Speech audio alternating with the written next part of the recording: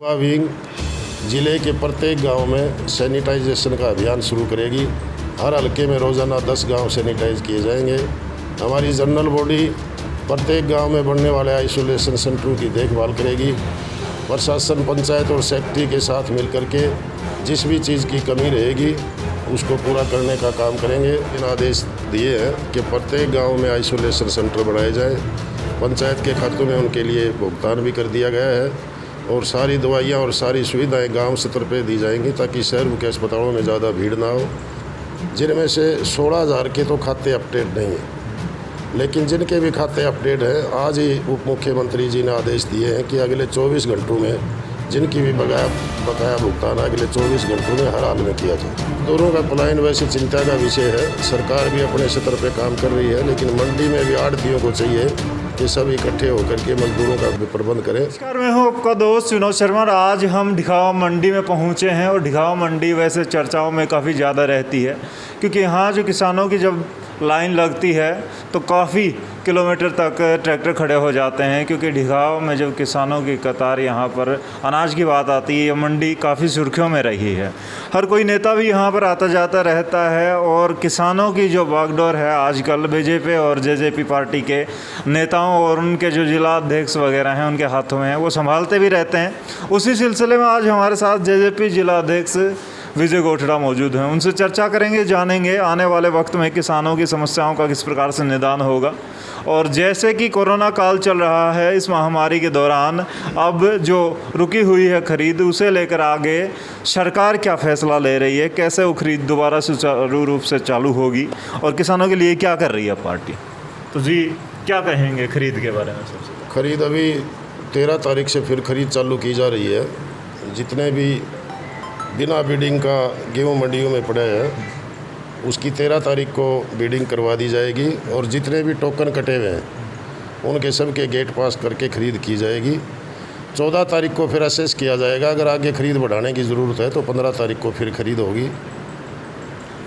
आपने बताया कि जिनके पहले हो रखा ऑलरेडी टोकन वगैरह का सिलसिला, तो उनकी खरीद होगी। जो किसान बच जाएंगे उनके लिए सरकार फिर से कोई नया प्लान लेके आएगी या कैसे क्या रहेगा फिर, या वो रह जाएंगे, उसे बाहर मार्केट से बाहर बेचना पड़ेगा? आगे खरीद तो फिर कोरोना काल बीतने के बाद ही कोई बात संभव हो पाएगी, क्योंकि कोरोना है, लॉकडाउन है, भीड़ से बचना है, तो आगे खरीद बंद ही रहेगी। दूसरी तरफ मज़दूरों की बात करें, प्रवासी मज़दूर प्रस्थान करने लगे हैं कोरोना के भय को देखते हुए, क्योंकि पिछली बार हुआ था उन्हें लगा कि वैसा ही ना हो, तो मंडी में भी मज़दूरों की संख्या काफ़ी कम हो गई। सरकार ने हालांकि अपील की थी, तो क्या रहेगा इन्हें देखते हुए, इनके लिए क्या फ़ैसला लिया गया है? क्या मज़दूरों के लिए या स्पेशल जो ऐसे लोग हैं जो रोज़ाना खाते थे, रोज़ाना कमाते थे तब खा पाते थे, तो उनके लिए क्या फ़ैसला लिया गया है सरकार के द्वारा? मज़दूरों का पलायन वैसे चिंता का विषय है। सरकार भी अपने स्तर पर काम कर रही है, लेकिन मंडी में भी आढ़तियों को चाहिए कि सब इकट्ठे होकर के मज़दूरों का भी प्रबंध करें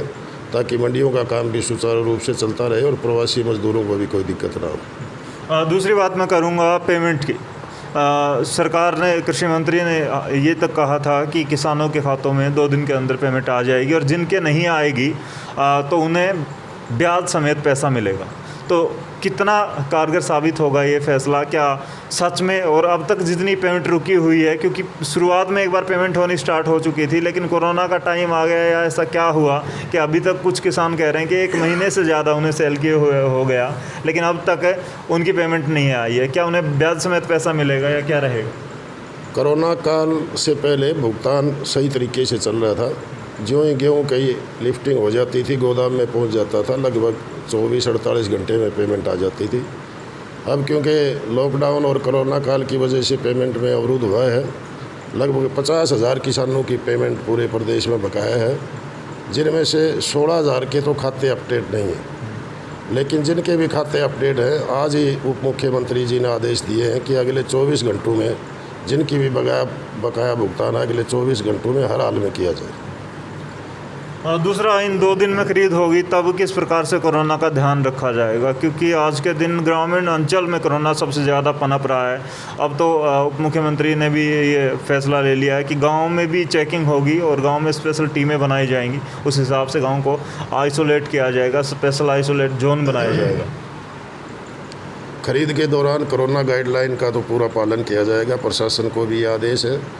रही बाकी जगह कोरोना काल की बात, तो कल ही उप मुख्यमंत्री जी ने आदेश दिए हैं कि प्रत्येक गांव में आइसोलेशन सेंटर बनाए जाएं।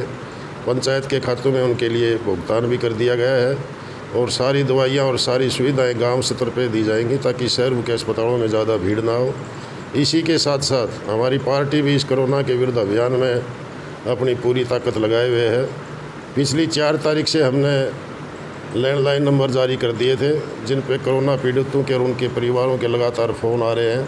उनकी जो भी समस्या हमारे सामने आ रही है, लगभग 80% समस्याओं का हम समाधान कर पा रहे हैं। और कल ही उप मुख्यमंत्री जी के आदेश आए हैं कि पूरी पार्टी को इस कोरोना अभियान में जोड़ा जाए।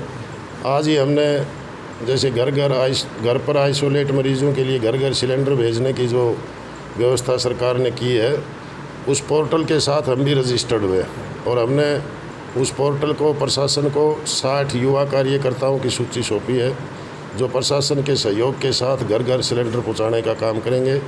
इसके अलावा कल से हमारी युवा विंग ज़िले के प्रत्येक गांव में सैनिटाइजेशन का अभियान शुरू करेगी। हर हल्के में रोज़ाना 10 गांव सैनिटाइज विंग ज़िले के प्रत्येक गांव में सैनिटाइजेशन का अभियान शुरू करेगी। हर हल्के में रोज़ाना 10 गांव सैनिटाइज किए जाएंगे। हमारी जनरल बॉडी प्रत्येक गांव में बनने वाले आइसोलेशन सेंटरों की देखभाल करेगी। प्रशासन, पंचायत और सेक्रेटरी के साथ मिलकर के जिस भी चीज़ की कमी रहेगी उसको पूरा करने का काम करेंगे।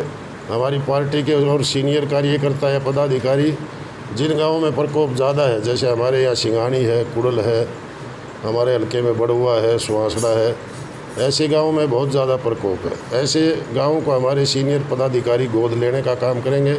उन गाँवों में जो भी समस्याएं कोरोना से संबंधित होंगी उनको दूर करने का काम करेंगे। जो भी कमियां पूरी होगी शासन, प्रशासन और स्वास्थ्य विभाग के साथ मिलकर के उन कमियों को पूरा करने का काम करेंगे। कुछ नेता आज भी राजनीतिक टिप्पणियां करते हैं कि एक पार्टी विशेष की कमी की वजह से कोरोना पनप रहा है। दूसरी तरफ कुछ नेताओं की बात आ रही है, वो कह रहे हैं कि आज सकारात्मक राजनीति करने की ज़रूरत है और सबसे पहले सामाजिक नीति की ज़रूरत है राजनीति की बजाय। अब समाज को अच्छे लोगों की ज़रूरत है। कुछ लोग ब्लैक बाजारी कर रहे हैं, तो उसके बारे में क्या कहेंगे? और राजनेता आपस में एक दूसरे के ऊपर टिप्पणी करने के बजाय किस प्रकार की राजनीति करें तो जनता का भला हो और इस महामारी से सुलटा जा सकता है, क्या कहेंगे? टिप्पणी करने वाले तो लोग अपना जवाब खुद ही देंगे, हम उन पर ऐसी कोई टिप्पणी नहीं करना चाहते। लेकिन रही कालाबाजारी की बात, ऐसे समय में भी जो लोग कालाबाजारी करते हैं उनको कम से कम फांसी की सज़ा होनी चाहिए। दूसरी बात, कोरोना को अभियान को लेकर के है, ये तो हम बार बार कह रहे हैं। जननायक जनता पार्टी तो ना किसी पे आरोप लगा रही है, हम तो कहते हैं हम तो राजनीतिक दल बाद में है और एक सामाजिक संगठन पहले है। सबसे पहले इस बार भी कोरोना के अभियान में हमने चौधरी देवीलाल जी की पुण्यतिथि पर 6 अप्रैल को ही कोरोना के खिलाफ अभियान शुरू कर दिया था, जिसके तहत हमने 6 वैक्सीनेशन कैंप लगाए। ज़िले की लगभग सभी मंडियों को सैनिटाइज किया। शहरों में स्लम बस्तियों और घनी आबादी वाली बस्तियों को भी सैनिटाइज करने का काम किया और लोगों को जागरूक भी किया। और अब 4 तारीख से, जैसे मैंने पहले बताया, हमने अपनी हेल्पलाइन के थ्रू लोगों की मदद करने का काम कर रहे हैं। प्रधान जी, मैं बात करूंगा, आपने थोड़ी देर पहले बताया कि हर गांव को आइसोलेट किया जाएगा, पंचायत के खातों में भी 50-50 हज़ार रुपये डाल दिए गए हैं, जबकि दूसरी तरफ सरपंचों से त्याग पत्र ले लिए गए हैं। अब प्रशासक उनकी जगह काम करेंगे, तो क्या स्टाफ की दिक्कत नहीं आ पाएगी कि उन तक डॉक्टर या फिर किस हिसाब से स्वास्थ्य कर्मी या कैसे पहुँच पाएँ? गांव में बनने वाले आइसोलेशन सेंटर के लिए स्टाफ की कोई कमी नहीं रहेगी, क्योंकि गांव-गांव में आंगनबाड़ी कार्यकर्ता हैं, नर्स हैं, टीचर हैं, पंचायत सेक्रेटरी हैं और उनके साथ गांव के निवर्तमान सरपंच और नंबरदारों को जोड़ा जाएगा और सभी मिलके एकजुट होकर के कार्य करेंगे। रही बात स्वास्थ्य सेवाओं की, वो लोग मॉनिटर करेंगे। अगर किसी भी स्वास्थ्य संबंधी दिक्कत हुई तो पहले बात तो नर्स मौजूद रहेगी, लेकिन फिर भी सिविल हॉस्पिटल के डॉक्टरों की एक मोबाइल टीम रहेगी। किसी भी आइसोलेशन सेंटर से कोई भी कॉल आएगी तो तुरंत वहाँ पहुँचने का काम करेंगे। तो ये हमारे साथ मौजूद थे जेजेपी के जिला अध्यक्ष विजय गोठना। उनके साथ चर्चा रही आने वाले वक्त में किस हिसाब से किसानों को सुविधा मिलेंगी और वो अपना अनाज सेल कर पाएंगे मंडियों में दोबारा से। और दूसरी चर्चाएं रही उनके साथ कोरोना को लेकर। आने वाले वक्त में पार्टी भी अपने तरफ से विशेष तैयारी कर रही है और दूसरी तरफ सरकार ने भी गाँव को प्राथमिकता दी है कोरोना से बचाने के लिए। आने वाले वक्त में जो भी अपडेट होगी हम आपको देते रहेंगे। ऐसी अपडेट के लिए हमारे साथ जुड़े रहिएगा। यूट्यूब पर सब्सक्राइब करके और फेसबुक पर फॉलो करके। तब तक के लिए राम राम, धन्यवाद, जय।